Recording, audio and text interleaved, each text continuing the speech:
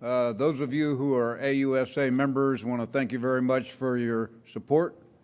Those of you who are not, we encourage you to join. We could use your support. The greater the membership, the stronger the voice. Maybe a little disruptive for a while with some of these luncheons ending up just as the panel's beginning, so bear with us a little bit. This is a very, very important, I know, and very interesting panel that we're about to have. Talks about special operations value to the nation. Well, I think in these recent times, we all understand the value of special operations. We cover the whole gamut here with this panel. Everything to crisis deterrence to crisis resolution. We are very fortunate also to have the State Department represented here with the Ambassador.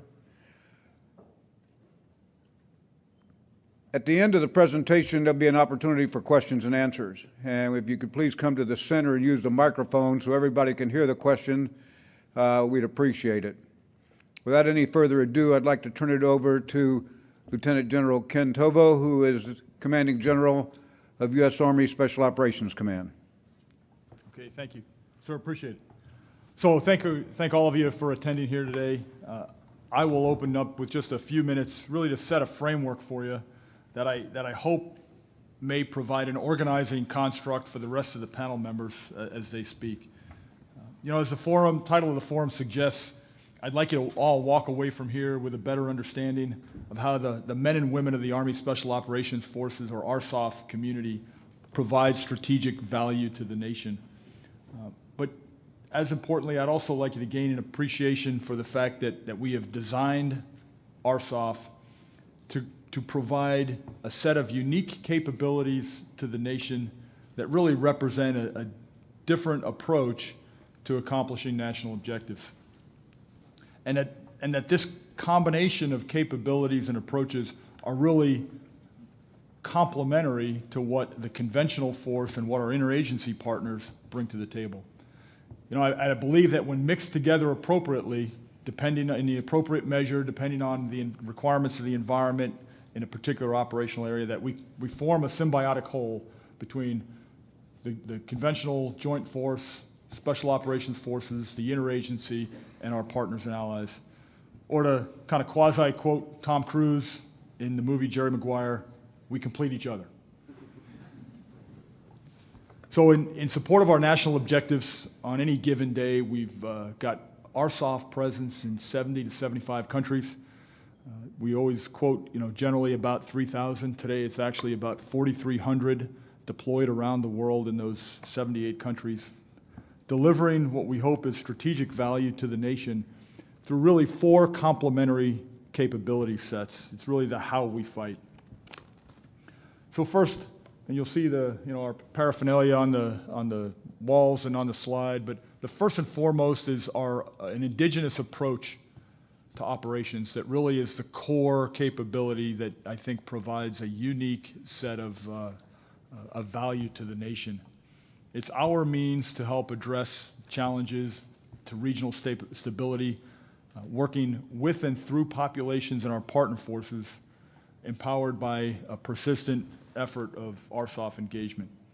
You know, we live among, train with, advise, and fight alongside our people of foreign cultures, and we're leveraging a very heavy investment in much of the force in language training and cultural understanding, and then repetitive deployment so that we learn not only from an educational perspective or a training perspective, but also through an experiential one with repetitive deployments to the same regions of the world. We think that this indigenous approach provides a low-cost, high-impact option to address state and non-state threats, set conditions for conventional force success, and execute sensitive activities through minimal force commitments. The second capability set is really our precision targeting operations. And when I say precision targeting, I mean both kinetic and non-kinetic forms of operations, really focused on a counter-network approach to trying to impact the environment. Sometimes that's human networks, as we've all seen over the last 15 or 16 years of war with targeting Al-Qaeda and HVIs and ISIS. But it's also, we take the same approach to physical networks, whether it's infrastructure in order to achieve an effect on a power grid or some such, or an IADS system, et cetera. And enabled by our soft, unique intelligence targeting processes, and in some cases, technology. Often these are designed to buy time and space for other campaigns, such as in a COIN environment, or other times to collapse a network and achieve effects on their own. Thirdly is our ability to develop understanding and wield influence. You know, going back to that soft global presence and the networks and partnerships that we have developed with allies and partners around the world, it gives us, we believe, an ability to generate an early understanding of emerging local, regional, and potentially trans-regional threats, and also opportunities. You know, I think it gives a micro context to decision makers that you can't get reading reporting in a skiff thousands of miles away from a problem set. It's not the end-all be-all, but it's, once again, it's a part of the whole that adds to the total understanding so that decision makers back in Washington can make appropriate judgments. Over time, our persistent presence and our repetitive contact, often with the same people over and over again, and our partners and allies, also, I think, enables us at some point to generate a level of influence, both at that personal level, but often more broadly in an organizational and culture aspect, and certainly something we can talk about in the questions if it doesn't come out in the conversation to follow. And then lastly, we provide the nation with a crisis response capability. And of course, that's a combination of forces that sit on alert, both in CONUS and overseas, you know, kind of waiting for the call. But it's also that network of distributed forces around the world that are ready and prepared to react to crisis. You know, when bad things happen in any part of the world, and we've got SOF there, you know, what we try and tell them to do, the first thing they should do is call the embassy, you know, kind of call home for permission, but volunteer their services as a problem solver. And so whether it's a humanitarian disaster after an earthquake in Nepal, or an attack on a Western hotel in Africa, often the initial U.S. government crisis response is, the front end of that is you know, a couple of soft soldiers who were stationed there for something else, kind of reaching back to the ambassador and the country team as that point to set conditions for follow-on U.S. response or partner nation response. And of course, we're leveraging these long-term relationships with soft partners that we have in a lot of these countries. So to close this out, before I introduce the panel, let me just reiterate. We believe we form a symbiotic partnership with the interagency and the rest of the joint force that really provides the nation a suite of tools to choose from that is applicable across the full range of military operations. And then that maximizing the integration of SOF, conventional force, joint force, and interagency capabilities is really going to be key as we talk about the implications of multi-domain warfare, particularly given the predominance of the importance of fighting inside the human domain, highly urbanized areas, et cetera. It's going to be a full team effect of all those you see represented here, and obviously the conventional forces as well. So joining me on the panel today, I have to my immediate right Ambassador Pyatt, currently the U.S. Ambassador to Greece, but previously assigned as the U.S. Ambassador to Ukraine, and he was there, and I'm sure he'll talk about his experience there, was there for much of the recent unpleasantness in the Ukraine. Also, we have with us Brigadier General Dave Komar, Director of ARCIC Capabilities Development Directorate. And then we have Colonel Bethany Aragon, the commander of the 4th Military Information Support Group, also known as a PSYOP group. Colonel Brandon Tegtmeier of the 75th Rangers. And then Lieutenant Tom Craig of 1st Battalion, 5th Special Forces. And they'll provide some vignettes of their unit's recent operations, hopefully as an example of those RSOF capabilities in action, and hopefully also spur some questions and discussion about RSOF support in other scenarios, multi-domain battle, et cetera. So with that, Ambassador, over to you. Thank you. Thank you. Thank you, General Tovo. It's a great honor to be here. I especially appreciate AUSA giving me the opportunity. I'd start with a very simple idea, that in a world of diffused power and shifting threats, most of the challenges that I believe we're going to see to American national security interests in the years ahead are going to happen on the seam between diplomacy and hard power, in the gray areas. And in these gray area conflicts, my experience has been that a critical relationship is the relationship and the partnership between Special Forces and the State Department Foreign Service.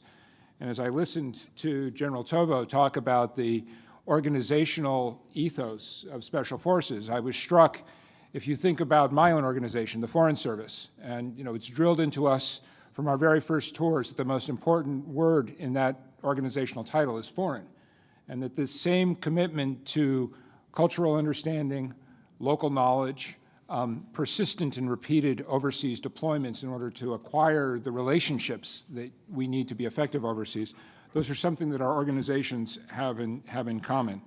And I certainly welcome the opportunity this afternoon to share a few reflections from my two ambassadorial assignments, both of which took place in states, countries at the frontier between Europe, the Europe of values, of democracy, of order, and Eurasia, and all the challenges that arise from the Eurasian landmass. And though these are two very different countries in terms of their national histories and where they are right now, in both places I have benefited from an extremely close partnership with SOCIR. In my experience as Chief of Mission, there are a couple of key attributes that the Special Forces bring which are useful to an ambassador and to a country team working overseas. The most important is agility, speed, flexibility, the capacity to respond, as General Tovo described, to a quickly breaking conflict or challenge. The second is precision, the ability to be highly targeted in how we respond to a challenge. And the third, and critically important, and I have had a very positive experience with Special Forces and SOCIR on the question of Chief of Mission Authority, because I think the best U.S. government interagency decision-making forum that has been invented is the Overseas Country Team. It's where we bring knowledge together and bring the full capacity of the United States government to bear. And I've been very grateful for the strong ethos that I found in working with SOCIR in terms of working with chiefs of mission and ensuring thereby that we are all aligned in terms of our operations and objectives. In Ukraine, there were three key elements of my partnership with Special Forces. The first was a fairly traditional train and equip mission to bring the Ukrainian Spetsnaz up to NATO Special Forces standards. This was actually a request that came directly from President Poroshenko to then Vice President Biden in his very first day in office at the inauguration. And he said, I would like American help to develop a real Special Forces. But it was also highly customized because it wasn't taking a force from zero. It was taking an existing force and trying to reorient it to NATO organizational standards. The second pillar of our Special Forces program in Ukraine was an advisor requested by the Ukrainian Chad to help him to think about how to use this NATO model Special Forces capacity in his larger campaign plan. Again, that was a specific request from the government that SOCIR responded to very quickly. And then the third was our MIST team, and I'm delighted that we'll be able to hear a little bit concretely about how MIST has worked in other settings. My experience, I think, was particularly relevant because if you look at the history of the Russian hybrid warfare campaign in Ukraine, going back to 2014, one of the defining aspects of it was the weaponization of information.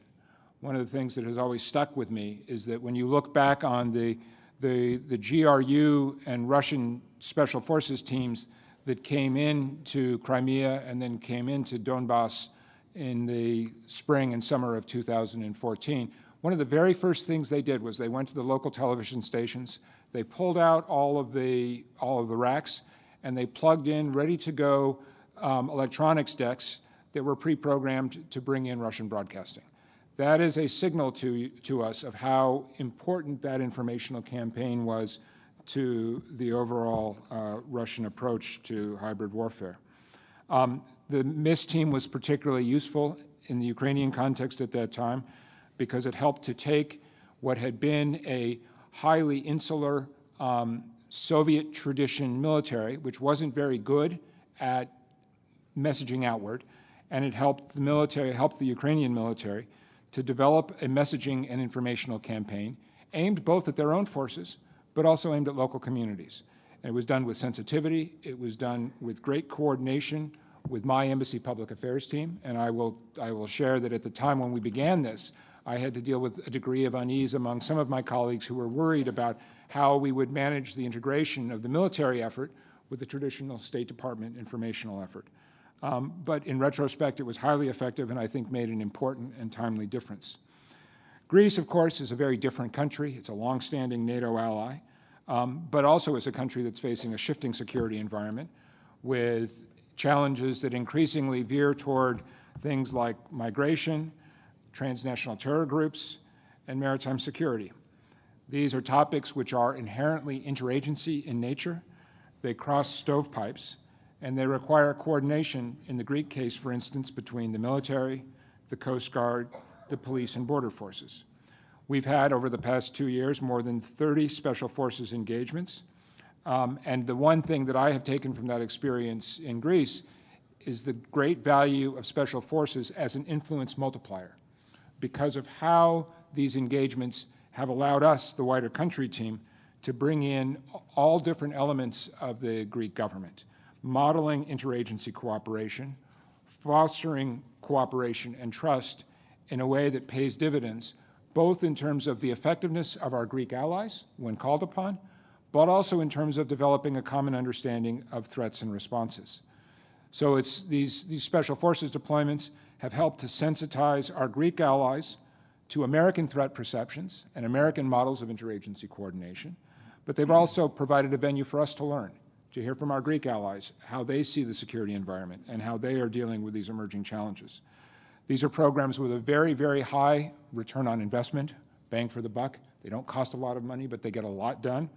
And the result with Greece is that we are now moving into new areas of cooperation that would have been difficult or even impossible to imagine just 2 or 3 years ago in terms of our military cooperation on a broad range of issues. The Greek programs have also helped to foster jointness inside the Greek system, which is critically important as we want Greece to be a strong ally in a part of the world that crosses multiple U.S. security challenges. You look to the Eastern Mediterranean, the challenge of ISIS. You look to the Black Sea and the Balkans and the challenge of Russian malign influence. And you look to the Southern Mediterranean and the challenge of ISIS and instability coming up from the Maghreb and Libya in particular. This partnership is particularly lucrative in the Greek case because of the platform that we enjoy at Suda Bay, which is both an indispensable enabler of U.S. military operations in the Eastern Mediterranean region, but also a critical venue for our forces to work together and become better allies and better partners. So I'll finish where I started. This is a critical partnership, the relationship between the State Department and Special Forces, and I'm extremely grateful, based on my own experience, for the asset that Special Forces provides to the nation in the advancement of our foreign policy objectives. I know that our Greek allies are also extremely, extremely appreciative of the quality of cooperation that we have been able to build in the Special Forces domain, and they're looking for more and more of it. I am very confident this will be part of the conversation in about 2 weeks when the Greek Chad Admiral Apostolakis will be here in Washington meeting General Dunford and others. And so I would just finish with, again, this concept that I started with. In a world of asymmetric threats, the United States needs a flexible response, and that flexible response needs to bridge the world that I live in of diplomacy and the world that General Tovo and General Komar live in of military response. And I think we've got a pretty good template for how we need to go forward together. Thank you. First, I'd like to thank General Tovo as well as AUSA for this opportunity. One of the things that this Commanding General of TRADOC is responsible for is determining the requirements of all Army operational forces. Now, not all of those capabilities are developed inside of TRADOC. We've got some, for instance, we've got the Special Operations Center of Excellence that looks at developing capabilities for special operating forces. We've got the Health Readiness Center of Excellence down at Fort Sam Houston and San Antonio that, again, looks at medical issues, as well as SMDC. But the important part is that all these capabilities all have to be integrated, and that's really where we come in at ARCIC. And really the richness of that relationship really is demonstrated by the fact that, I don't know anyone in ARCIC that looks at the Special Operations Center of Excellence or Health Readiness as any different than any of the TRADOC centers of excellence. If you were to work inside those organizations, it's completely transparent. There's tremendous collaboration across all of those capabilities, and people have taken opportunities to learn from each other.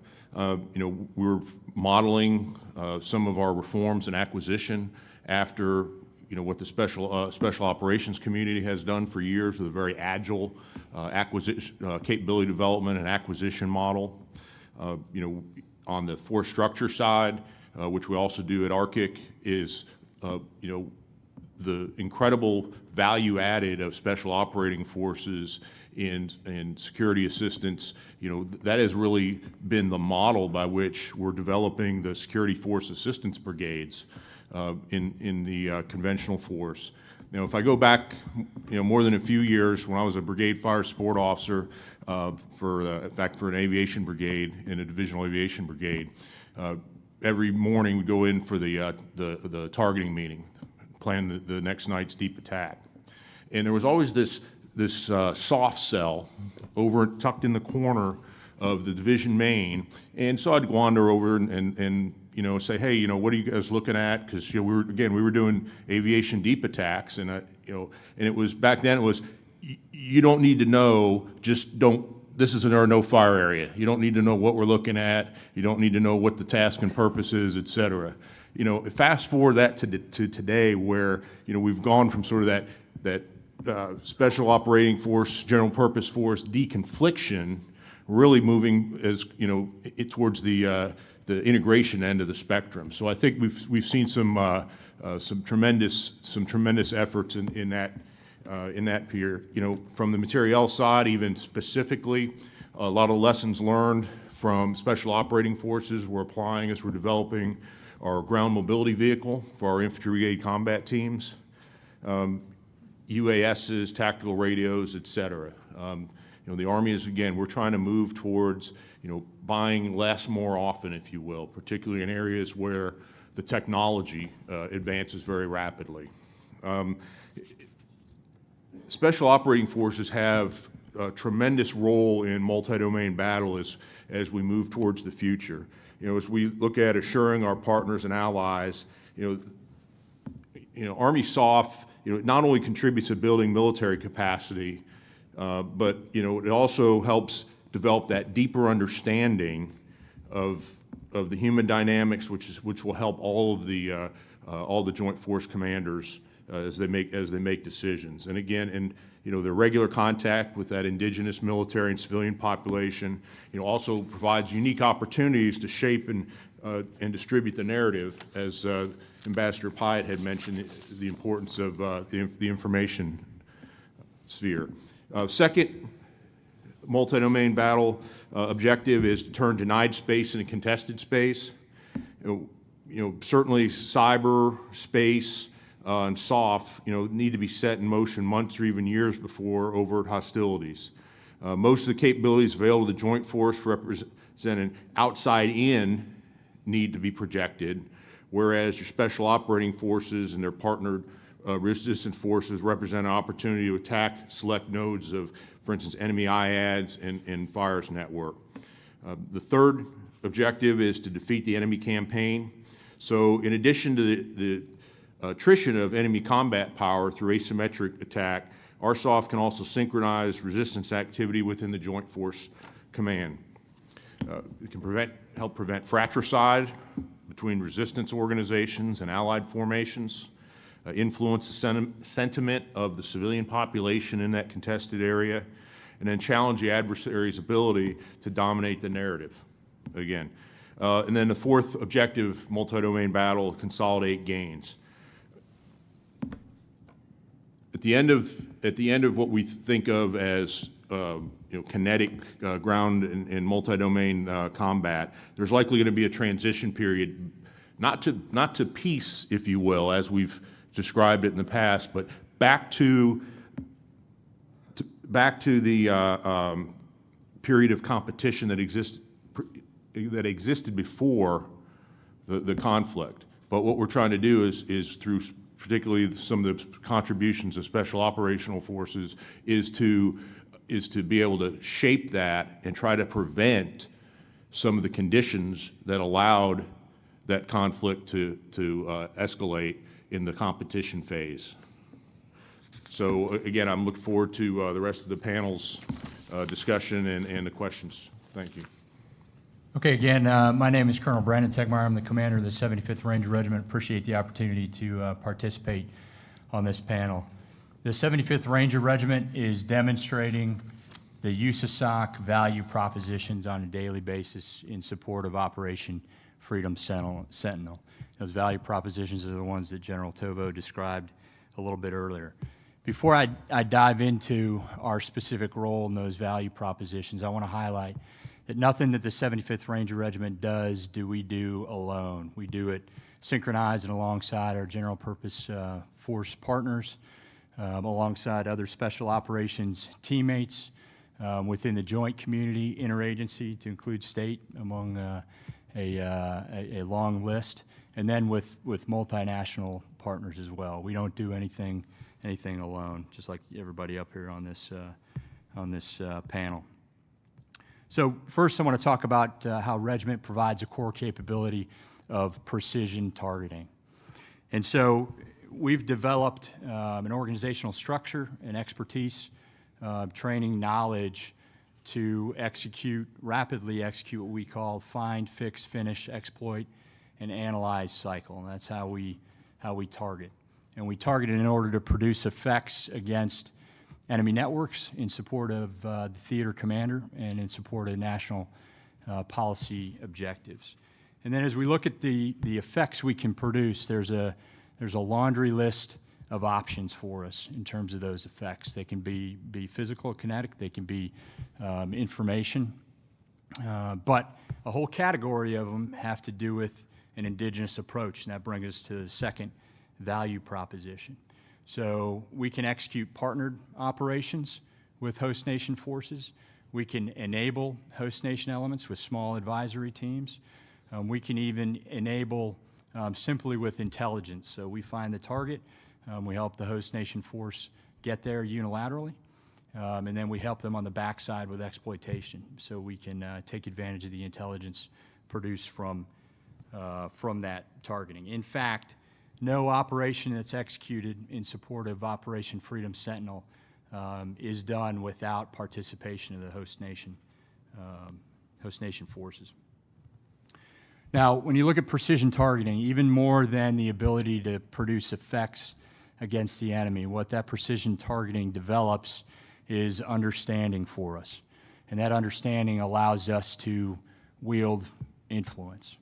And so our task force is regularly leveraged for our assessment on the enemy network, and we provide our assessments to senior military leaders, to U.S.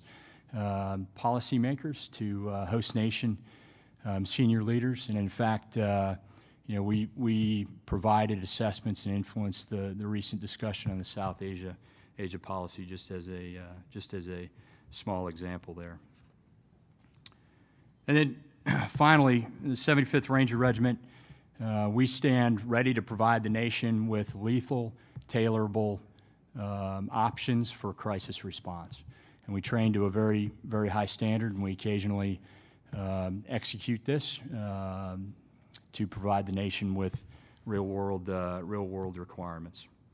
Now, there's one final point I want to make about the regiment, particularly as we talk about Army Special Operations Forces value to the nation, and that is what we call our charter responsibilities. So there's 4 different Chiefs of Staff of the Army that directed the 75th Ranger Regiment to help improve the Army through proliferation of standards and discipline, proliferation of techniques and equipment, and most importantly, proliferation of the exceptional leaders that we have inside our organization. We take that responsibility very seriously, and we spend a lot of our resources and time in doing that. And while all Army Special Operations elements have a very strong tie to the larger Army, the 75th Ranger Regiment keeps a foot in that larger Army enterprise in that regard. Thanks for your time. Good afternoon. I'm Colonel Bethany Aragon. I command the 4th, hopefully soon, PSYOP group instead of Military Information Support Group, but we'll see. I'm honored to be here and really appreciate the opportunity. And I look forward to discussing the future of PSYOP. And to inform that future discussion, I'd like to quickly tell you a story of how PSYOP from 2011 to 2017 in support of SOC, Special Operations Command Forward in Central Africa, employed understanding and influence, indigenous approach, and then also precision PSYOP targeting to render Joseph Kony's Lord's Resistance Army irrelevant and return a generation of stolen Ugandan children. So for some background, in case people aren't familiar with Lord's Resistance Army, quickly, for 2 decades, over 2 decades, they abducted over 60,000 children, massacred tens of thousands of civilians, displaced 2 million people, and then really destabilized the region the size of California that covered 4 different countries: Uganda, South Sudan, the Democratic Republic of Congo, and then also Central African Republic. At this time, we were in the midst of withdrawing out of Iraq. There was the memory of Rwanda and the perception that the West hadn't responded to the genocide there effectively. We were on the verge of another presidential election, and there was a US-based non-governmental organization called Invisible Children that started a campaign that went viral called #Kony2012. So with that pressure, the administration, looking for a low-cost, high-impact solution, established an Army Special Operations Command, SOC Forward, in Central Africa to advise, assist, accompany, and counter Lord's Resistance Army across the region. PSYOP specifically in support of that was a regional MESO team comprised of 4 soldiers that initially got on the ground, and as you would expect, we should be the lead most likely for the Understand and Influence portfolio. So we initiated a defection series. In the beginning, we had broad target audiences, and we, knowing that most of the Lord's Resistance Army combatants had been child soldiers who were abducted, assessed that they were susceptible to defection. Given the area, unlike in Ukraine, it was significantly dense jungle, so the best means to access our target audiences was through radio, leaflets, and aerial loudspeaker operations, which are kind of the traditional what people think of when they think of psychological operations. So another thing that happened at that time was the Ugandan government decided to offer amnesty to Lord's Resistance Army combatants who did defect. So for the defection campaign to be successful, we had to make sure that when combatants defected, that they were treated fairly and that the amnesty was actually honored. So our regional MESO team worked closely with the partners in the indigenous approach, working with the African Union's Regional Task Force, and then also the Ugandan People's Defense Forces. And there is it's called DDR3, which is disarm, demobilize, repatriate, reintegrate, and resettle process. And we worked with them specifically to make sure that our messaging conveyed that any defectors would be treated well and that it was safe for them to defect. And that was directly countering Joseph Kony's counter-information or misinformation campaign that they would be not treated well. So using an indigenous approach, we created a community of interest that included the Bureau of Conflict Stabilization from State Department, There was a local NGO that we worked with, Pathway to Peace, who was led by actually a former child soldier who had been abducted in 2006 and was able to effectively defect on his own. And then we also partnered with Invisible Children, and then there were also local and cultural leaders that were part of this community of interest. And through that process, what we were able to do eventually was to identify key leaders within the Lord's Resistance Army that were prone to defection, who would then be able to inspire multiple defections. And so in 2013, we had the first mass defection, and that was 19 Lord's Resistance Army combatants. And so then we would debrief them, learn more information, use them to help us create new products to continue to communicate to the rest of the combatants. And I'd just quickly like to highlight one of our last and most notable defectors. So Michael Lamono was actually Joseph Kony's personal RTO. And we found him through a connection and a process that Pathways to Peace was able to use through family tracing. And we located his uncle, his daughter, and his mother. And so we were able to get messages from the three of them. We had a video or a voice recording of his mother begging him to come home. We had pictures of his daughter and his uncle that we put on leaflets. And then we went back and figured out where he would be located, and we targeted him. So if you can envision yourself walking through dense jungle, you yourself, if you're Michael Lamono, were abducted. You're working for a leader who absolutely at this point is clearly unhinged and also, you know, not inspired by the original motivations that many people join the Lord's Resistance Army for. So he's susceptible. And then as he's walking through the jungle, he hears over an aerial loudspeaker his mother's voice and her message begging him to come home. Then he sees leaflets that have his daughter's picture begging him to come home, his uncle who really raised him and was like a father to him. So in January of this year, he walked for 2 weeks to defect to the Central African Republic and turned himself in to the African Union Regional Task Force. And again, since he was the RTO, we got valuable intelligence from him that let us know exactly when their communication windows were, and then they had a special code language that they would use, so he gave us the key to that. And so it was monumental, really, in rapidly ending the Lord's Resistance Army effectiveness in the area.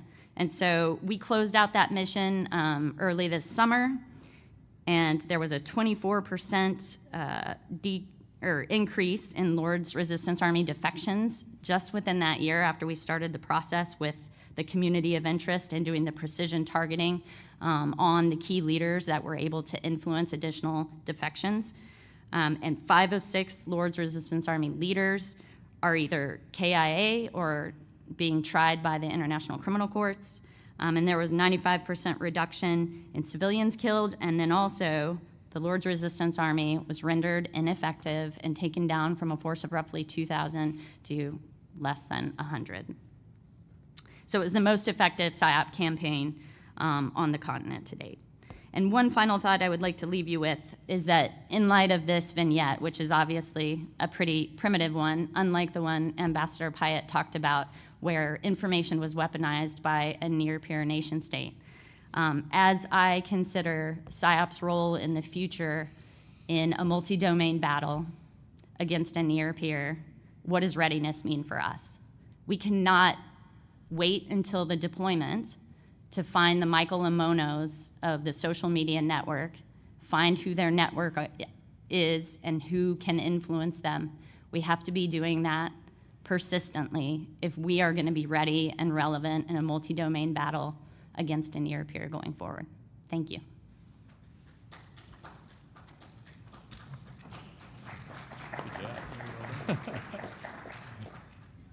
Hi, I'm Lieutenant Colonel Tom Craig, and I have the good fortune to command a Special Forces battalion from 5th Special Forces Group. About a week ago, I left northern Syria, and I'd like to tell you a little bit about what Army Special Operations Forces there are doing. I had the benefit or the good fortune to command a task force composed of SF, A teams, some outstanding civil affairs teams, and some military information support teams, as well as Marines, Air Force SOF, and a conventional Army cavalry unit. What I'll tell you about northern Syria is that the indigenous approach is absolutely working. SOF teams, as I've just described, are uniquely suited to this task, and we had an opportunity to see that play out every day for the last 6 months that I was there. The reason I think the Army SOF is so incredibly well suited to this approach has to do with their regional orientation and their unique training. Multiple members of my unit were on a second rotation to this specific area and on a third or fourth rotation to the Levant in general. The cultural understanding, the Arabic language skills they brought to the battlefield make them incredibly able to build rapport very rapidly with our partner force, and to use that rapport to weld that influence to keep the partner force on track to support our coalition's military campaign plan, which is what I think we see playing out every day. In Syria, I think it's important to note that our Army SOF teams are advising a partner who is in the lead. The partners working to liberate terrain, the partners also working in advance to secure the victory after liberation. And it's one thing we don't talk about very often, but our indigenous partners, supported and advised by Army Special Forces teams, by Army Civil Affairs teams, and by military information support soldiers, already are preparing for victory before they achieve it in newly liberated terrain. The indigenous Syrian partner is already conducting civil military outreach prior to liberation, as advised by our Army SOF Civil Affairs teams before they go. I think it's important to note. When we keep a partner like the one we have there in the lead, they own the aftermath. And I mean they own the aftermath in all the positive ways that conveys. Because they know when they liberate territory in northern Syria, they'll be charged with continuing to secure it, to keep it safe from ISIS, and to support the population that wants to return there rapidly, they plan ahead. And the liberation works faster and in a more efficacious way with less destruction when we support a partner in that way. So the indigenous approach and the light footprint provided by Army SOF teams in northern Syria keep that responsibility firmly on the partner shoulders in Syria, and I think we're seeing the benefit. There's 4 ways our Army SOF team enables our partners in Syria. I'll talk a little bit about them. I think the most important one is training. And the training we provide them enables them to just be more effective and take fewer casualties and move the campaign forward faster. The second is some equipment. We do obviously provide them some limited equipping. Then our advice, and finally our operational support in the form of the air support we're able to provide them, and also intelligence, as you've heard discussed by some of the other members of the panel. This relationship we have with this partner creates an incredible level of trust. And our relationships and that trust feed the understanding, not only back here in Washington, but also by senior military commanders who have tough decisions to make about our path ahead inside of Syria and Iraq. So we're able to provide that contextual understanding, or the why behind the decision that our indigenous partner makes. And often that context, knowing that context, can help a senior leader make a better judgment or a more informed decision as they, otherwise that they'd be not privy to without that behind the scenes context for decision makers. And so we pride ourselves on providing that from the field. The other reason, the other thing I want to talk to you about Army Special Operations teams in northern Syria, the other important thing to note is, I think we're also uniquely suited to provide scalable, tailable mission command nodes across the battlefield. It doesn't always have to be big. It doesn't always have to be too small and therefore unprotected. We're able to scale the size of our mission command nodes across the contested battle space in order to be kind of just right or best fit. Sometimes too big can often equal a little bit too slow, but sometimes too small can equal unprotected or not enabled enough, like I mentioned a moment ago. So our ability to scale the size of our C2 nodes across northern Syria, I think, also makes us a great tool for this particular mission. I also want to point out that in northern Syria, we're absolutely fully integrated with our conventional force brothers. Almost a third of the task force I had the privilege to lead was conventional force Marines or Army. And their contribution was incredibly valuable to us. And there really isn't much they can't do when enabled as part of our SOF team in northern Syria, and I'm quite proud of them, quite frankly.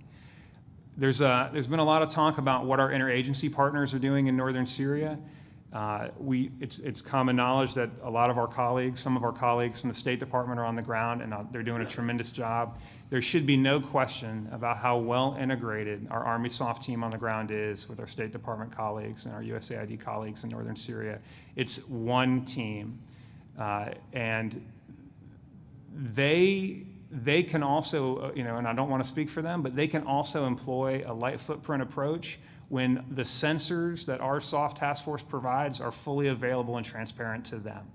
And so when they need to make judgments across a vast area of northern Syria or to try to understand it better, and everything that the Army SOF team on the ground is learning and seeing every day is available to our colleagues, from the State Department or from the interagency, it makes us incredibly fast. And they can share their knowledge and expertise from years of dealing with situations just like this one with our Army SOF team, and particularly with our civil affairs teams. That makes them incredibly good too. And so in closing, I think we're uniquely suited to support the indigenous approach. And I'm obviously a huge fan. The partner in northern Syria's capability, when enabled by a small footprint of Army SOF on the ground, makes them just incredibly effective and fast, and has obviously resulted in what I think to be is a campaign that's absolutely on track. So with that, I'll turn it back to Lieutenant General Tovo. Okay, thanks. Hopefully, we kind of cut a pretty wide swath across the world and some of the things we're doing. Hopefully that generated some questions. We tried to keep it relatively short, so we'd have maximum time for questions. So who's got the first one? She's closer to the mic. We'll go with her first.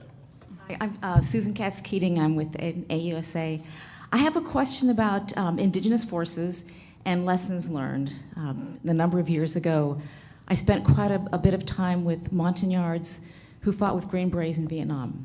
And the consistent story they told me was, they loved working with the Green Berets. And then when we pulled out of Vietnam, the Montagnards were left on their own. And this was very troubling to the Green Berets I spoke to, and also to the Montagnards, because it was just basically politics. They got left behind. And it took them years and years and years to finally get out of Vietnam, to safety, great risk to themselves, and to come to the U.S. So is there any attention given to lessons learned on working with Indigenous forces and what happens when we leave? Yeah, so it's interesting that you picked the Montagnards.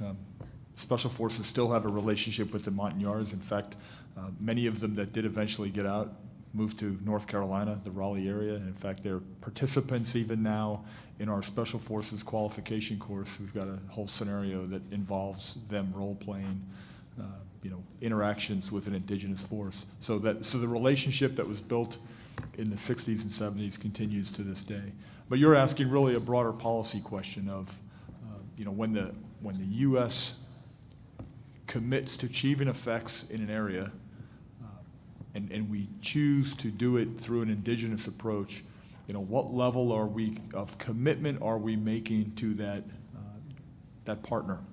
Is it a short-term marriage of convenience, if you will, or is this a long-term national commitment to goals of our own, but also that our partner has?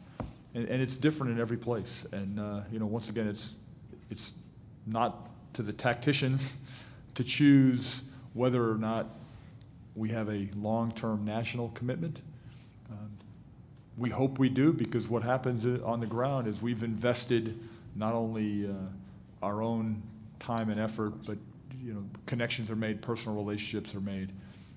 And so I think the story Tom talked about with the Syrian Defense Force there, the SDF, is a classic example. That's a decision waiting to be made of what's the U.S. long-term policy commitment to that group in northern Syria. And we'll see how it plays out. But it's not really ours to answer. We certainly get a chance to advise upward and inform decision makers of the level of commitment that our partner has shown to us, and frame it appropriately, and also frame the potential downsides if we withdraw support from that partner. It's kind of almost a diplomatic question to answer, and so I'll see if the ambassador has any comments he wants to make. I'll leave it to you. Thanks, Joe. Go ahead.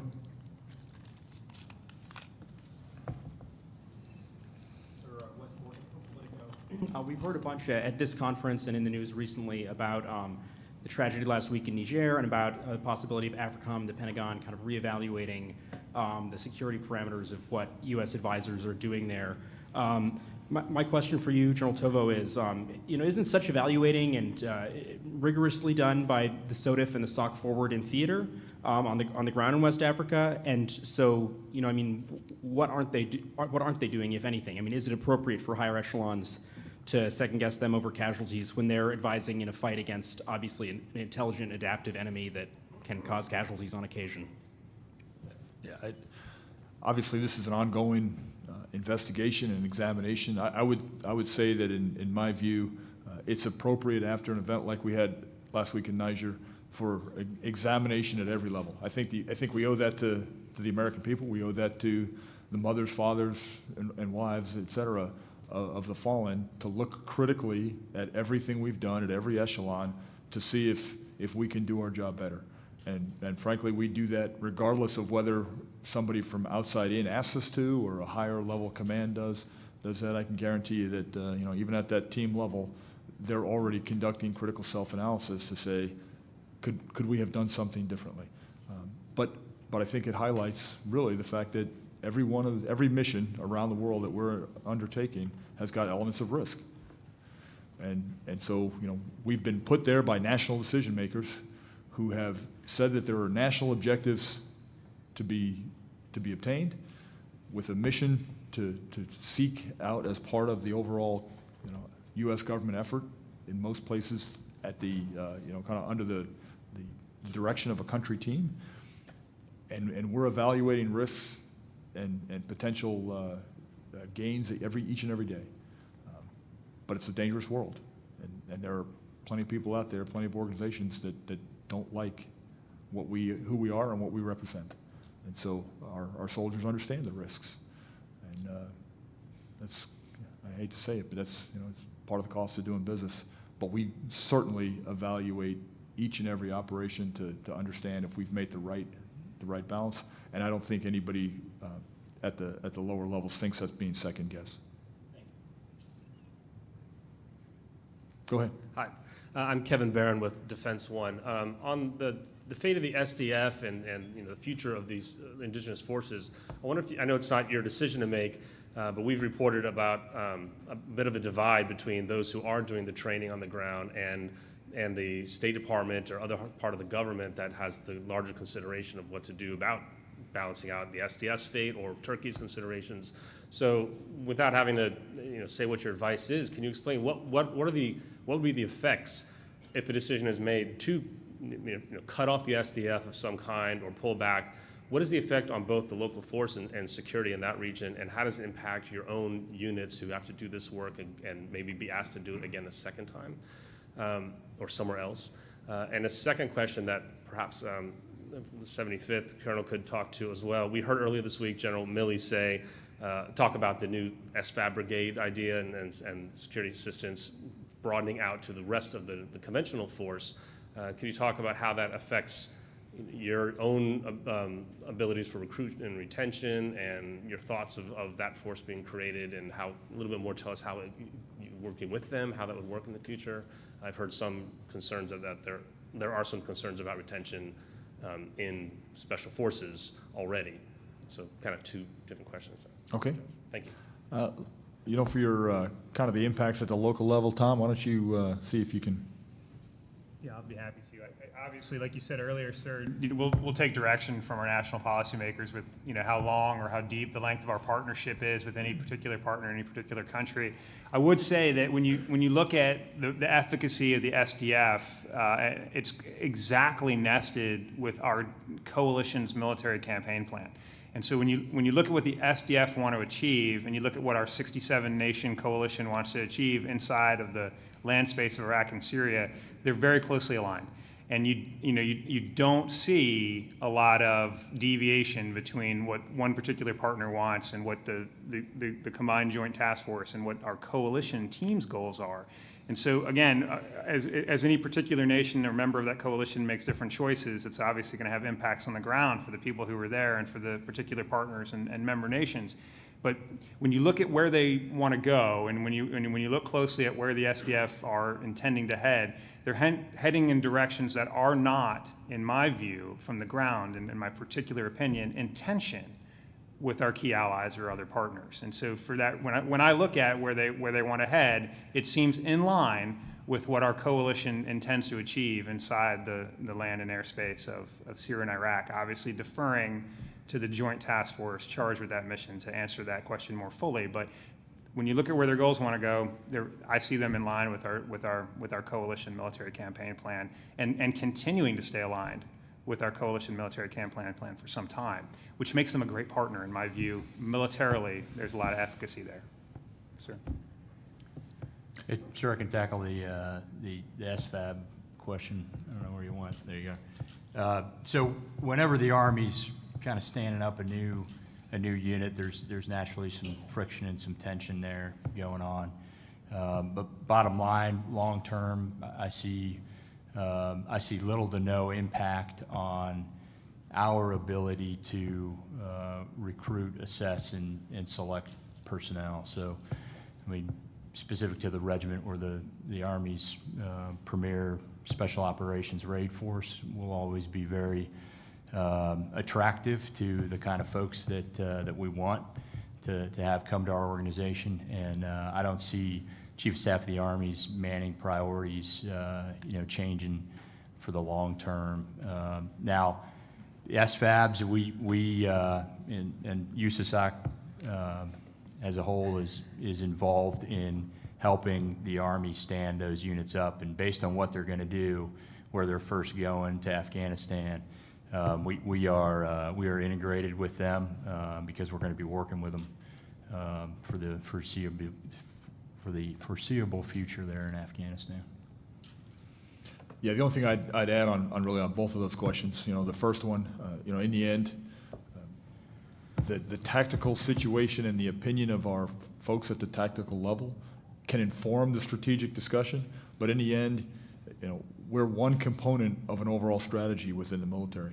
And so the tactical considerations are one aspect, but in the end, it's going to be a broader strategic decision on national objectives, and it may not be driven by the tactical, what looks good from a tactical lens, and we expect that to happen, and it's happened before, and you could argue that the example given of the Montagnard relationship was one of those examples.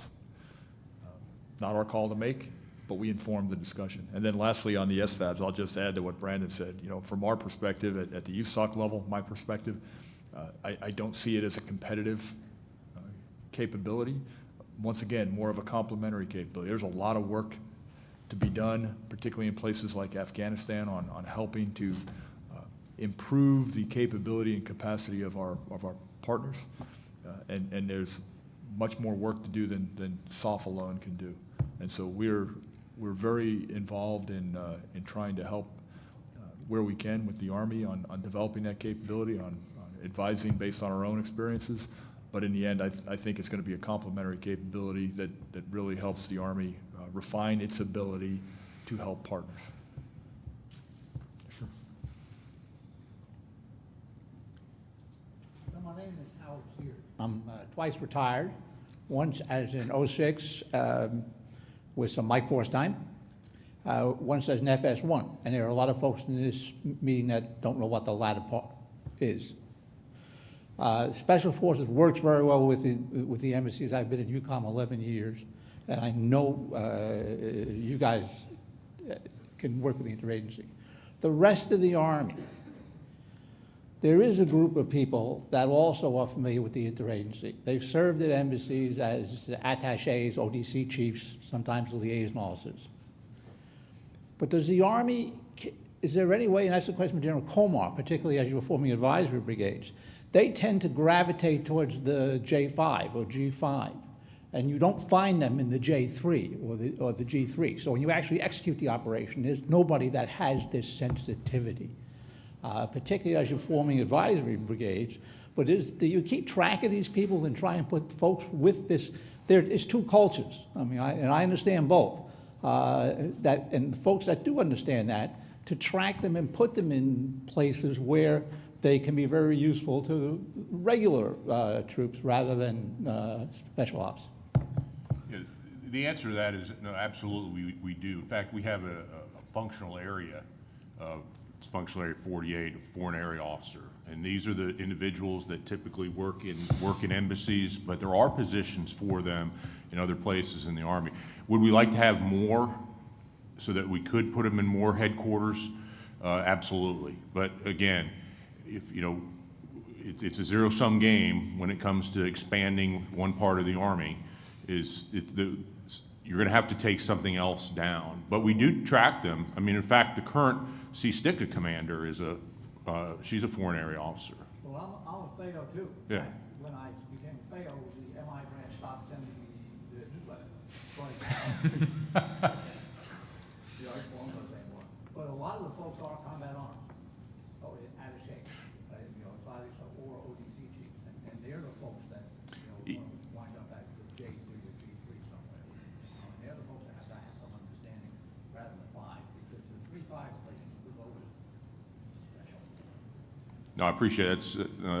That's a great insight. And again, sort of managing shortages, if you will, very scarce resource. That, you know, by the time we take an officer, send them language training, in-country training, actually serve in an embassy. Again, we've only got so many, but I absolutely agree. You know, more is always better. You know, the more language skills you have, the more cultural awareness skills you have, you know, it would certainly enhance capability. You know, then the issue comes, okay, do we have the right person in the right organization? You know, you got to say, okay, well, this individual is a you know, a Southwest Asia expert, and their division winds up, you know, deploying somewhere else. So the management of specific people becomes problematic as well. But you're absolutely right. Thanks. Hey, thanks. Patrick Tucker with Defense One. Two questions for two different panelists. For Colonel Aragon, excuse me. That was a great anecdote story. A lot of people here really appreciated it. And it seems like the more times you would tell that story, the more often people would say to you, oh, well, just take that thing that you've just described and apply it to this problem set that we're seeing and this problem set over here. So I wonder if you could talk very briefly about what are the conditions that need to be in place for a MISO operation like that to be successful? Like, what do you define as your window? And do you feel like the State Department, the interagency, and the Pentagon has a new appreciation for how effective those sorts of influence operations can be now? And for Lieutenant Colonel Craig, and also for Lieutenant General Tovo, on the SDF, we know that the area where they are operating and where you're operating with them is one of the most complex and difficult. And we know that last month there's some conflicting reports between the Pentagon and the Kremlin about how Russia targeted forces that were working close to U.S. forces. So the question is, do you feel like now there is a fix in place to make sure that that sort of event doesn't happen again? And if not, what would you like to see to make sure that the forces that you're working with aren't in any way impacted by any deconfliction mishaps in the future? Thanks. Thanks for that question. So to the conditions that I would say would need to be in place for us to replicate a MISO campaign like that for success in other environments, you know, back to really the indigenous approach. We were reliant on a very capable and knowledgeable and well-networked partner force and the community of interest that I described. And it took time for us to build that rapport and credibility with those partners, which is why there was kind of the long lead time until we really experienced significant increase in our effectiveness and ability to target with precision certain leaders within the Lord's Resistance Army. So there's just that knowledge base, and that's kind of my closing comment was directed towards that lead time that we need, and we can't wait until the deployment, particularly when it's with a multi-domain battle against a near-peer competitor. And additionally, what was critical to the defection series is a government that respects and so that, like I said, the Ugandan government had the amnesty for former combatants, and so that has to be honored, and there has to be trust between the citizenry and the government that amnesty will be honored. Otherwise, it's not effective. So in many cases, the information we have to put out must be truthful, and we must be able to follow up. So actions and words align.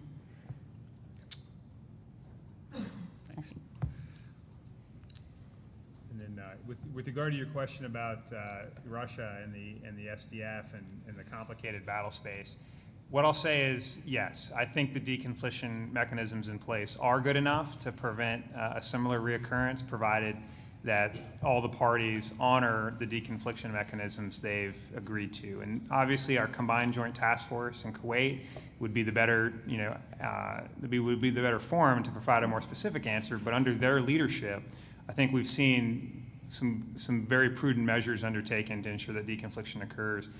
There are no guarantees on the future as we continue to maneuver against a tough enemy, and with the fact that ISIS will make use of maneuver and attack both parties at the same time obviously makes it a complicated battlefield.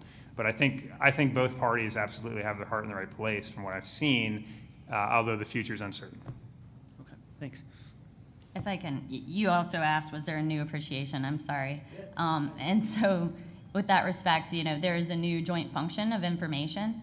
And so I think there is recognition that particularly with anti-access area denial means that we are seeing exhibited that information, particularly when you talk multi-domain, information exists in every domain. And as long as there is a human being in some part of that decision-making process or kill chain, that is somebody that can be influenced with information. And so I do think that there is a growing appreciation within our government writ large that we need to capitalize on information and consolidate our efforts towards that from an interagency process.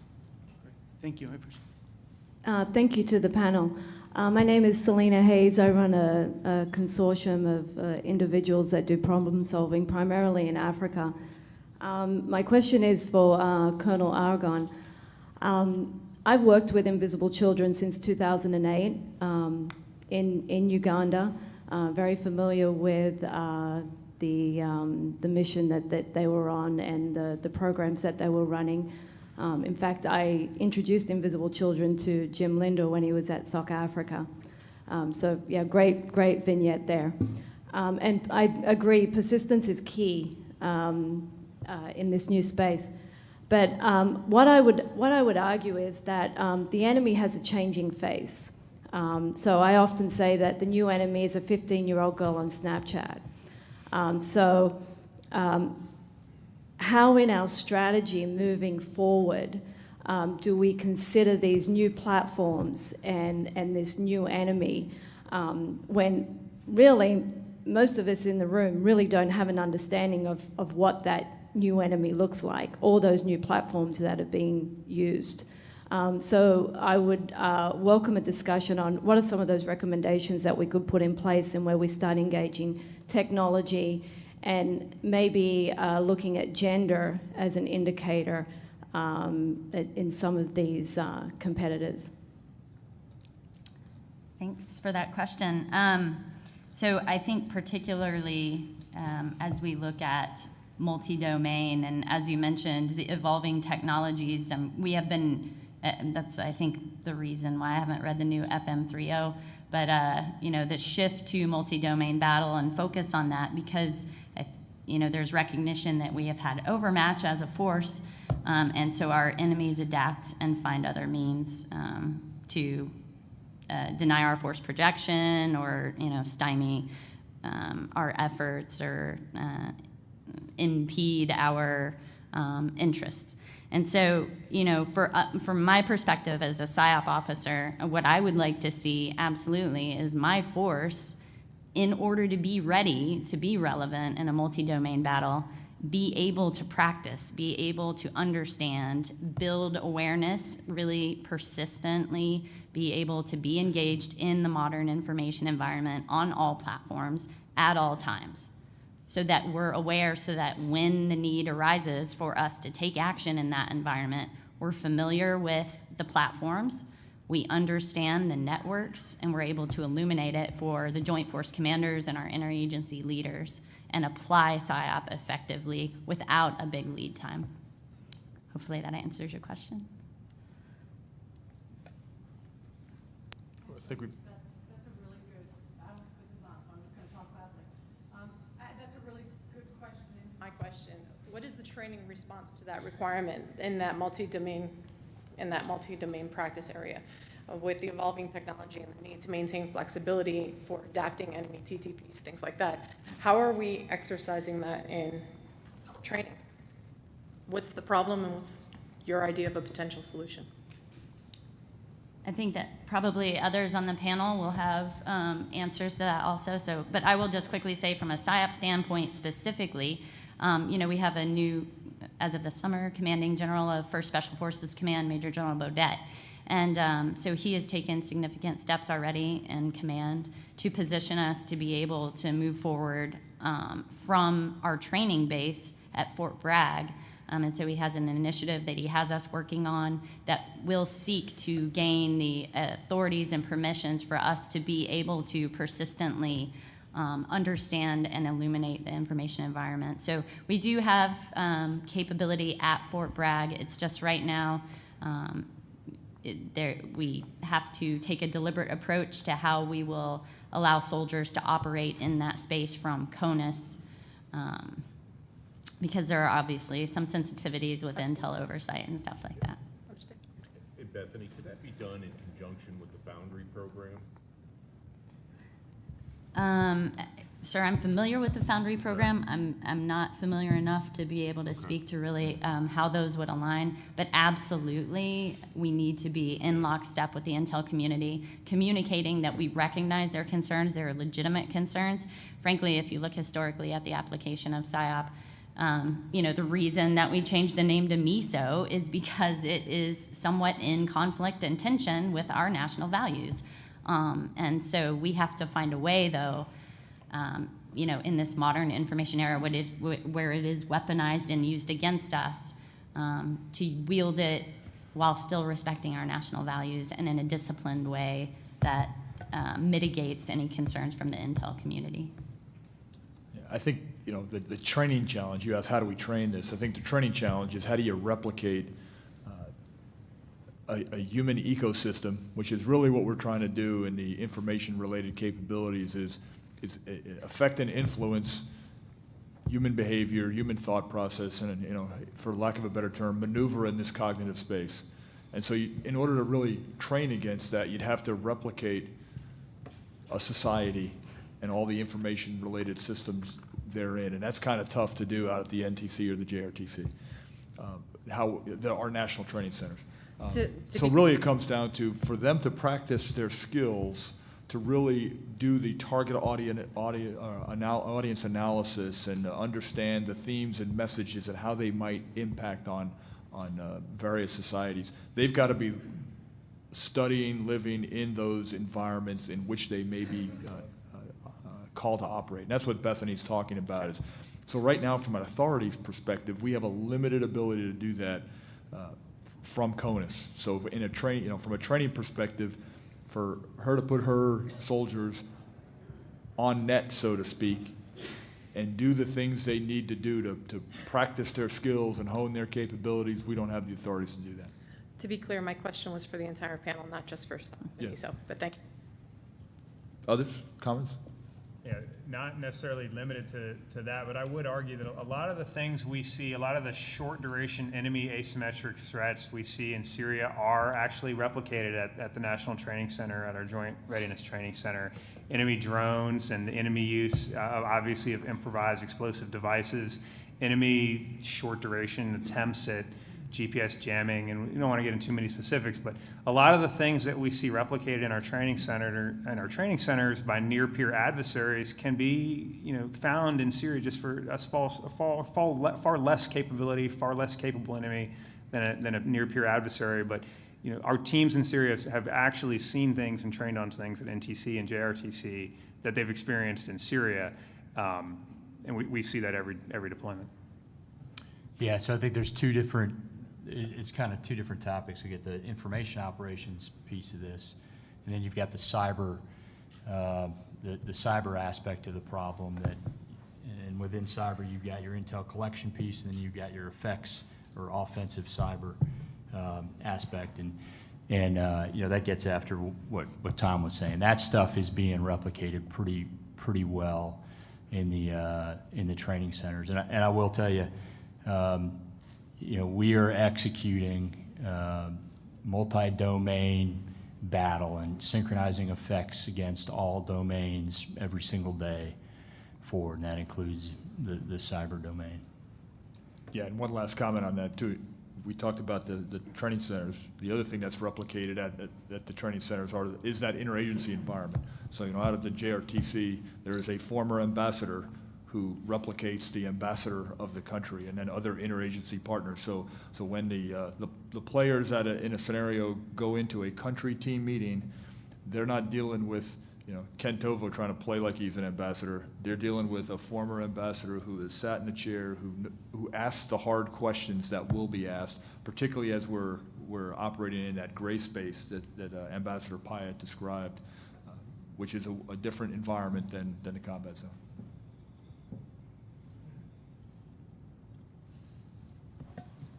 Sir, George Nicholson, Washington Liaison, Global Special Operations Forces Foundation. I attended the Senate Armed Services Committee hearing last week, chaired by Senator McCain, and the issue was the strategy in Afghanistan, the strategy in Iraq. And he indicated that he has placed a hold on any DOD appointments, including Owen West as the Assistant Secretary of Defense for Special Operations and Low Intensity Conflict, Joe Kernan as the Undersecretary of Defense for Intelligence, and also the Secretary of the Army. He said there is a problem with the relationship between Congress and the military. But it goes back to a year ago. I attended the confirmation hearing for, at that time, Lieutenant General Tom Waldheiser, who is now the African Command Commander. And Senator McCain specifically said to him, do we have a strategy for Africa? And without dropping a beat, General Waldheiser said, absolutely not. And Senator McCain paused and said, this is the most refreshing answer I've had to a hearing. So did Senator Reid. But since then, in the last year, since the Marines have stood up their Quick Response Task Force at Marone, unclassified, with 4 MV-22s there, 2 KC-130Js, and the 600 Marines, unclassified, 6-hour response, wheels in the well to respond to issues in Africa. General Waldheiser said, this is a key element that I have to support my theater. And also in his new guidance, 3 key things. One of the 3 is the development of a close relationship between special operations and what we have to do in theater. I see that as a huge enabling capability for my theater and my theater strategy. Again, what you see, that ongoing relationship, maybe it goes back to General Waldheiser. People don't realize it, having been a previous chief of staff down at SOCOM. Yeah, once again, I don't live in the operational side. I certainly not more of an observer of that relationship, but from all intents and purposes, from what I see, is that we've got a good relationship between the Theater Special Operations Command, SOCAF, and the AFRICOM headquarters. Certainly that would be more their question to answer, though, as to the state of the relationship. But from what I see, as with all our TSOCs, they work for the combatant commander, and they're, once again, there's generally good relationships across the globe.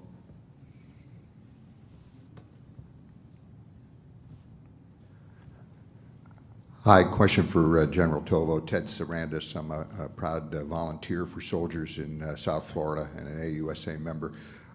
I know you talk to the combatant commanders, and I followed your career as a student of Army Special Forces, and thanks for your tremendous leadership of our ODAs and our operators on your multiple deployments. Just interested in your thoughts, sir, and I'd also like to get our other special operations commanders up there to comment. How are we doing in the fight currently against in Afghanistan against both the Taliban and ISIS, and how are we doing not just in Syria but also in Iraq against ISIS? And then obviously the million-dollar question is, how do we win? How do we keep ISIS and radical Muslims from coming back here at home and attacking and killing our civilians? Thank you. Thanks for that question. I expected that question, which is exactly why I brought Brandon Tegtmeier and Tom Craig, who are much more intimately familiar with both of those theaters, commanded in that theater. So, Brandon, would you like to start? Sure, sir. Okay, so your comment on how do we win? That's the million-dollar question. That's what policymakers have been working through since we started this fight. And I'll just kind of keep this. I'll keep this down at my level and kind of what we're seeing and focused on. So, since the South Asia policy decision, I'll tell you the Afghans that we work with are optimistic. There was a level of uncertainty prior to that decision, and the government officials, military, Afghan military leaders. There's some good optimism there. There's a lot of good news stories in Afghanistan right now, a lot of them that you can see, but the fight, there's still a lot of fighting to be had, and I think what the policy decision has meant most at our level is that we need to plan for the long term. Not that we're going to be there for the long term, but that's what we are doing right now is planning for the long term. And an example of what that really means is strengthening our relationships with the Afghans that's so critical. Strengthening relationships with our interagency partners there, and so that's kind of the biggest, I think probably the biggest takeaway from recent events there. But there's a lot of good news stories against all the enemy networks there, but we're certainly not ready to slap the table, and it's going to be some time. I think it's healthy to stop trying to think of this fight like it is a World War II type of fight, or there's this Clausewitzian this Western way of war. That's really not this fight, and so I think it's healthy to get away from that line of thinking and focus on producing effects prioritized against threats to the homeland there, and that's what we're focused on. Tom, good luck. I'll comment mostly on Syria, which is where my expertise is, and the answer to how we're doing is pretty well. The enemy is still tough in Syria, and he's a long way from defeated. But you can really, in my view, in my ground tactical view, you can see how the ground campaign will play out from where we stand. And I think we've done really well over the last year in northern Syria, and it's really because of the dedication of the SDF and the predominantly Sunni Arab composition of that group that wants to get back home to places they've been evicted from too long, particularly in the middle Euphrates River Valley. And so what we're seeing now is a cumulative effect of a lot of Sunni Arabs who want to join the SDF and push back to get to their homelands, and there's almost nobody fighting harder than a guy who's fighting to return to his hometown or to the area he's from in the middle Euphrates River Valley. And so I think that's what we're seeing right now. So I think it's going pretty well. In Syria, we've seen an enemy that's continued to lose terrain really for the past 18 months and never regain it. and never make any gains back in the opposite direction inside Syria. I think one of the reasons that's working, and the reason we are going to win, I think, in northern Syria and how we're going to keep the victory secure is because we have a partner in Syria who's absolutely committed to establishing representative, indigenous, legitimate councils along the way. As new terrain is liberated, we're seeing the Syrian liberator put the right folks in charge and support them and let them have a say over their local affairs. And so from the bottom up in cities across northern Syria, we see the example, the template repeated again and again, and we see it improved upon every time. And so now, as we see the SDF advancing toward the middle Euphrates River Valley, yes, there's challenge. We talked about deconfliction a second ago. That's obviously one of the things that may continue to be a challenge we have to watch for.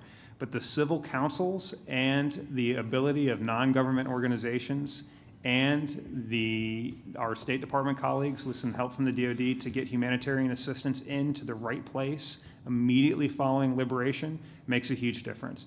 And so because we're able to get humanitarian assistance to really challenged populations, and the SDF worked very hard to establish representative councils very quickly ahead of liberation so that people have someone to look to for dispute resolution and for good governance and for a little bit of initial services. You get the water back on, get the power turned back on, get the rubble removed, get food back in, get some doctors and medical care to these IDP camps that spring up in the wake of any conflict like the one we're seeing in Syria.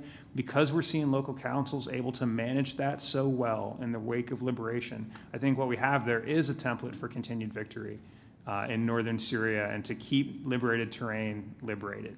And so I'll just close with, I have seen, and I looked for it constantly in my last 6 months, but for signs of fracture in the alliance that would lead toward instability in the parts of Syria that we're liberating, and I see none. And I look for signs of insurgency behind that forward line of troops and that leading edge of battle, and I also find none. And so you'll always have pockets of ISIS resistance that get bypassed or that are able to sneak into liberated terrain. I'll tell you, you watch Syrians turn them in as absolutely quick as they can, and you watch them point out ISIS infiltrators at checkpoints and in IDP camps, and that's a great sign that we're on the right path to victory. Is when people will call the cops and turn in ISIS, you know you've got a population that's far less susceptible to insurgency in liberated areas that we see. So it's not all good news in northern Syria, and there's a lot of terrain left to seize and a lot of terrain to keep seized. But I think that the path to victory there is because of this particular partner's dedication to establishing local councils that really do a good job and that really represent the people in each city. Sir. Thanks, General. Just a quick comment prompted by something that Brandon said about the moment that we're at in the international system right now. And I would just say, just to be autobiographical for a second, I joined the Foreign Service in 1989 as the Berlin Wall was coming down. Of my 28 years, all but 6 of those have been spent overseas. And I've been in a lot of different places, in Asia, in Europe, dealing with proliferation, other things. I've never seen an international system as complicated as what we're dealing with right now. Power is diffused in the way that it hasn't been over the space of my professional career. A lot of that is a result of technology. Some of that is the result of how the world is changing, how economic power is being diffused. I think a lot of what we've talked about in this panel today is relevant to thinking about how we preserve American preeminence in that environment. I would say 2 things that we haven't talked about. One word that hasn't been used a lot is allies. And I would just underline, as somebody who's working in the capital of a NATO ally, our alliances are what set America apart. They are our greatest source of strength in dealing with the world that we confront today. And we need to work very, very hard to hold on to those. And I think on Bethany's point about this new hybrid warfare environment that we're dealing with and the phenomenon there, I think one task that wasn't mentioned when we talked about the training and doctrinal challenge that presents is how do we help our allies understand this challenge, and how do we become effective partners with them, because they are facing some of the same issues, but the United States is well ahead of our allies in thinking about how we consider this informational environment as a security challenge.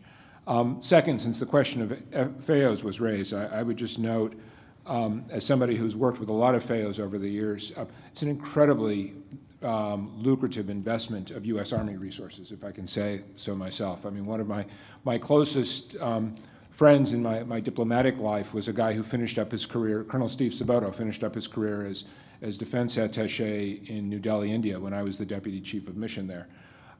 Steve deserves an enormous amount of credit for the fact that we now count India as one of our strongest partners in Asia. And that's the result of individual relationships that he had forged over the course of 3 or 4 different deployments to India, the local knowledge he had, the time he spent at their National War College, and his ability to be an interpreter between the commander of PACOM, the top U.S. military leadership, but also to help us all navigate. And it's one guy. And in an organization like the U.S. Army or like the State Department that does not celebrate the individual, you discover with FAOs that sometimes a single individual makes a decisive difference. And I would just say, you know, the last point in terms of dealing with this very complicated environment that we live in today, the world of grays, as General Tovo and I have talked about, you know, the United States still remains an unmatched force for good in the world. And that goes back to the alliances. And the strength of our alliances and our ability to retain those allies is a function of how attractive our model, our political model, our social model remains. And so we have to think about that as part of the informational challenge, as part of the political challenge, how we govern ourselves, and then also how we think about presenting our best face to the rest of the world. Thanks. Thanks. Innovations. I have 2 questions. First, for the entire panel, I think Colonel Aragon made an excellent point about how anyone who is a decision maker can be influenced, and I think there's a corollary to that any action we take can also have an influential effect. In that context, and in a world where any activity we are undertaking can potentially be in the information environment, I would ask, you know, what are we doing to prepare the total force outside the IRCs especially to operate and understand the effects of the information environment on the activities they're conducting, and what are the requirements to make sure that commanders, as they're going forward in the future, have the ability to appropriately understand informational effects as they're going through their decision cycles. And second, to Ambassador Pyatt especially, I'd like to hear your view of the relationship between, you know, the GAC, public diplomacy, broadcast board of governors, these kinds of organizations, and the Army and broader DoD IRCs, and how that relationship should change to sort of accommodate the changes we're seeing in the broad information environment, especially since 2014, and with some of the lessons learned from Europe. Thank you. Well, I'll kick things off here. I have always thought about any kinetic action it's actually an information operation, and that's everything we do is an information operation, and that, you know, we're much better off if we think that way.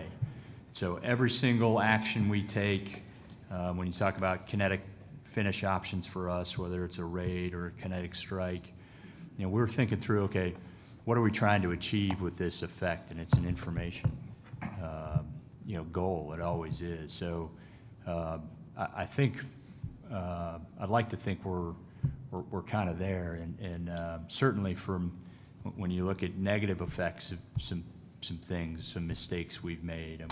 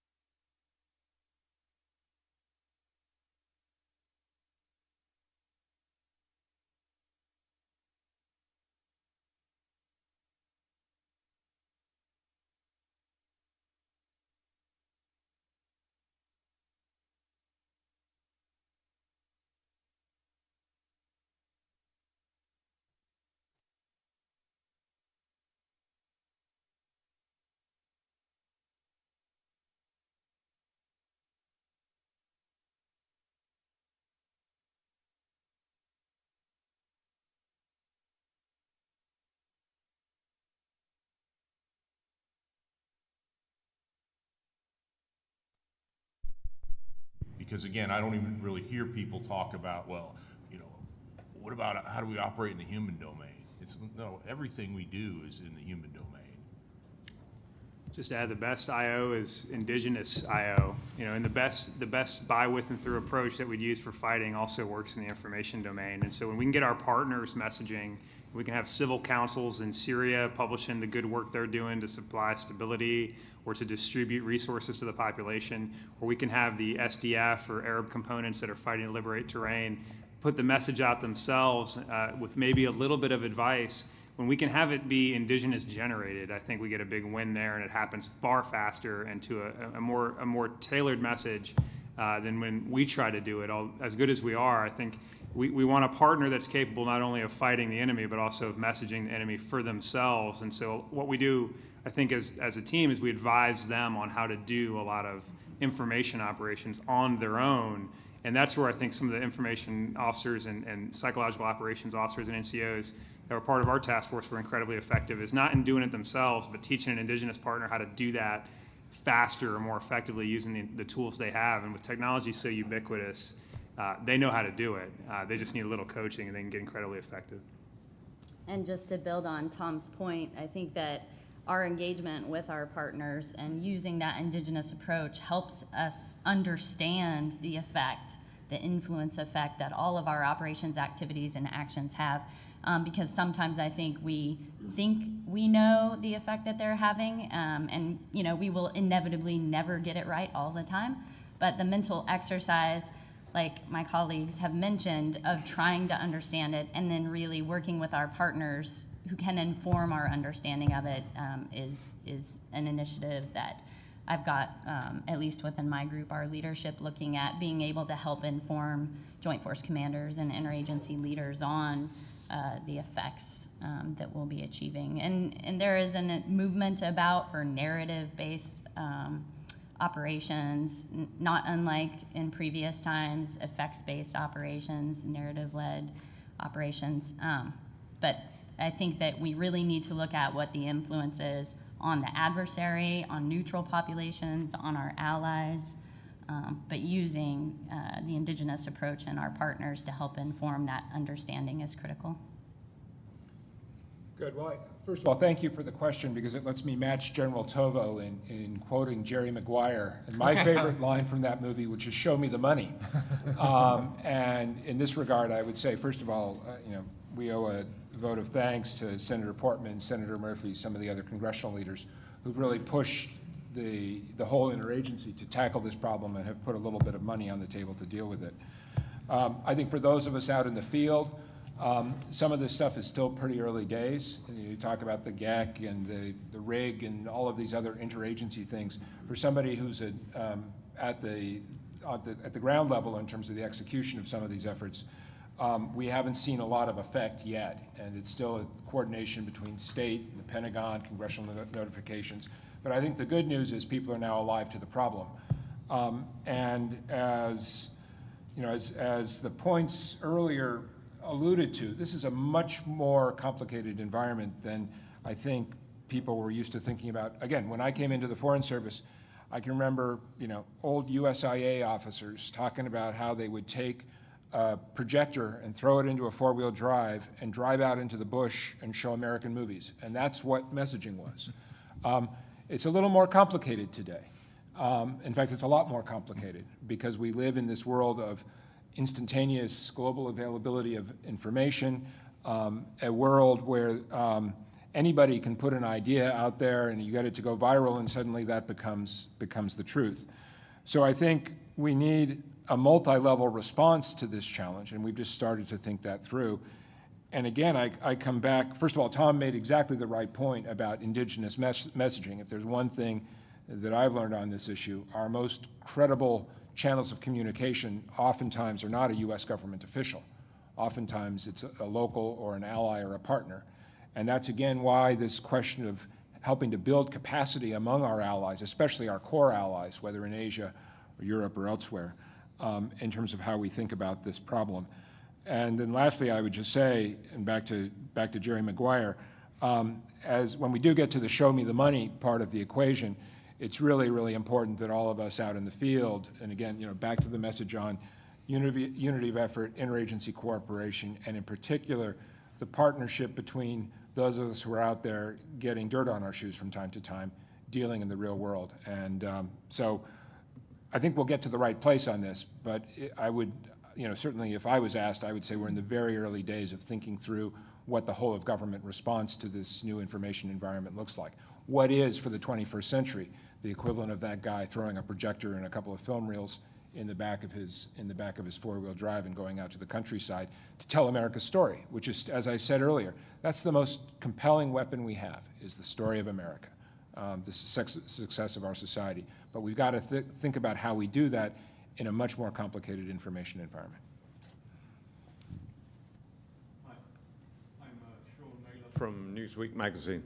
Question for Colonel Tegtmeier.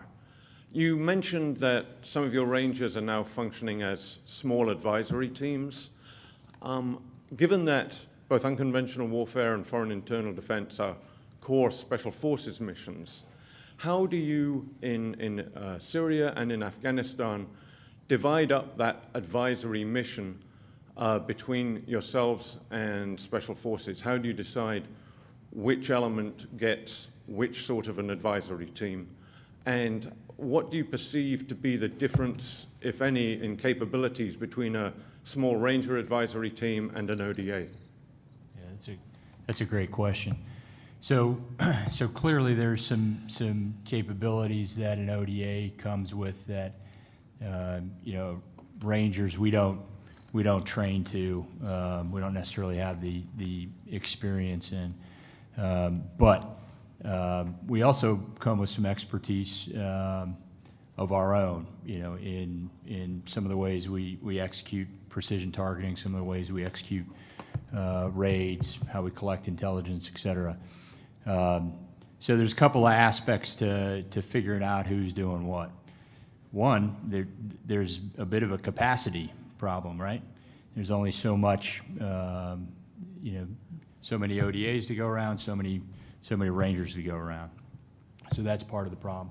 We also have certain forces, host nation forces that we have been beside and have helped build through, since we've been in Afghanistan, and we have habitual relationships with them. So naturally, Rangers are going to be with them, and then special forces teams are going to be with other types of Afghan special operations units.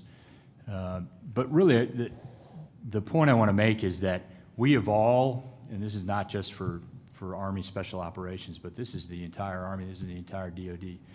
We've got to be able to adapt to what we need to do at the time.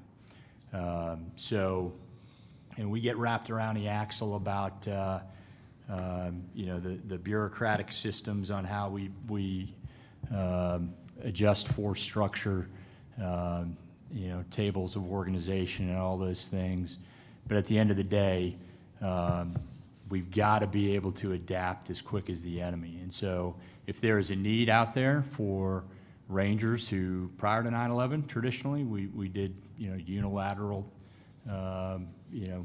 platoon to regimental size raids, and we still do that. But now, most of our operations are alongside host nation forces because we need to. And so we adjusted and we trained to that, built relationships and built that capability. But we are doing it alongside of our Green Beret teammates. Just like I stated earlier, we're never doing anything alone. We're always partnered. So, but at the end of the day, we've got to be able to do what the nation needs us to do. We've got to be able to adapt at least as quick as the enemy. And usually the enemy is outpacing us, unfortunately. Hey, sir, can I just jump back to a previous question? So the question about how things are going, I think as a AAR, how I answered that question, I think I'd be remiss if I didn't take the opportunity to be a little bit more specific on what's going on in Afghanistan, what we're seeing of the enemy, because there are out in open source, you read a lot of different things. So I'll give you some specifics. And this is what I mean when I say there's good news. So let's talk Taliban. Last summer, we were essentially, not this past summer, but summer previous, we were essentially defending Kunduz.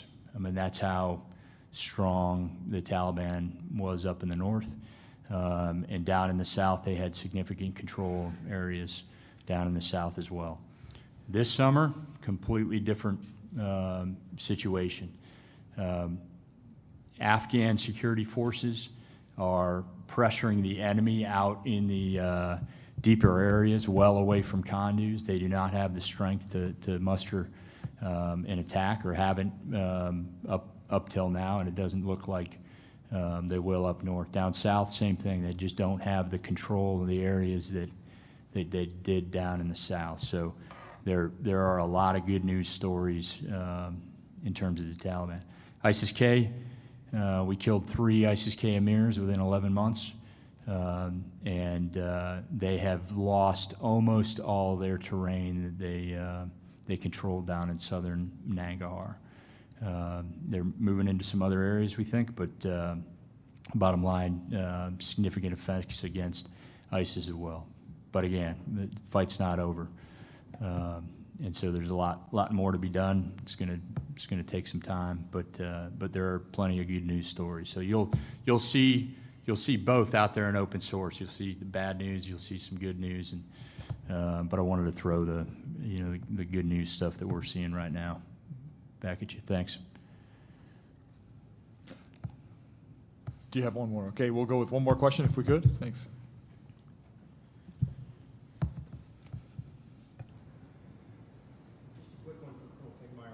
The degradation of ISIS and the Taliban.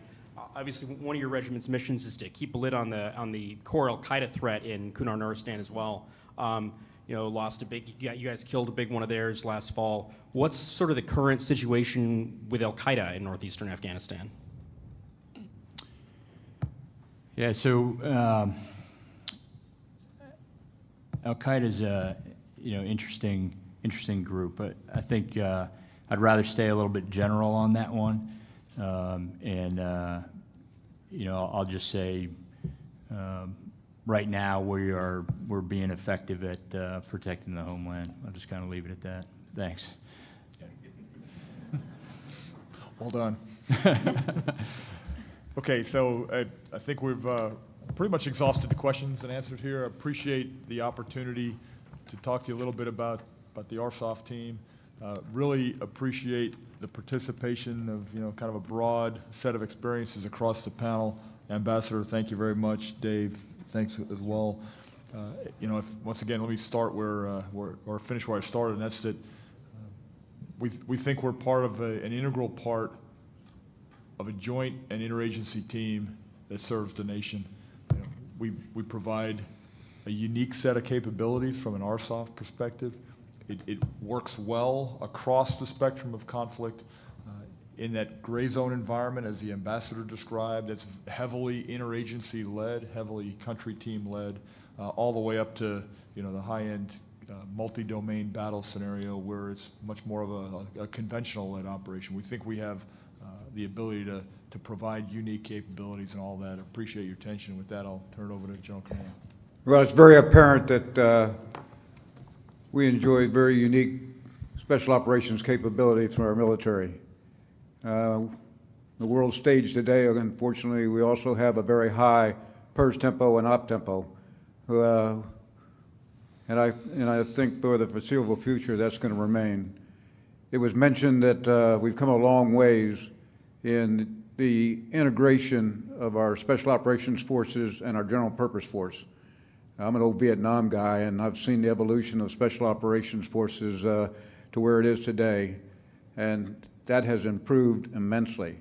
The challenge in the future, I think, is going to be how are we going to sustain and improve that in the training base and in the institutional base there, and pull in, as was mentioned, the interagency and our allies and coalition partners so we can get better and better as we address these threats. I want to thank the panel on behalf of the Institute of Land Warfare, and I'd ask everybody to please join us in a round of applause for them. Thank you.